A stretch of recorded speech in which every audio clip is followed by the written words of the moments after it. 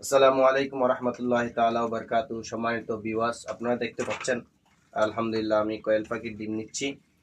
তো আসলে অনেক যানজট, মানে কষ্ট বেদনার মাঝেও এই ডিমগুলো যখন পাই তখন আনন্দ লাগে, অনেক ভালো লাগে, খুশি লাগে। তো দেখতে পাচ্ছেন আলহামদুলিল্লাহ আমার 200 কোয়েল পাখির মধ্যে এই মাত্র মুষ্টিমেয় কয়েকটা কোয়েল পাখি ডিম দেওয়া শুরু করেছে। বাকিগুলো পুরুষ পাখি পড়েছে বেশিরভাগ।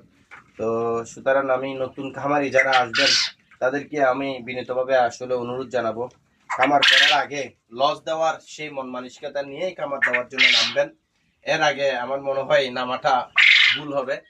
কারণ এই কয়েকদিন যে আমি পাখি পালনের মাধ্যমে বুঝতে পারতেছি আসলে 200 কোয়েল পাখি নেওয়ার পিছনে আমার দেখতে পাচ্ছেন একটা ঘর, এই ঘর, এই খাঁচা, এই সব কিছু মিলিয়ে প্রায় আমার 40,000 টাকা 45,000 টাকা মতো গেছে।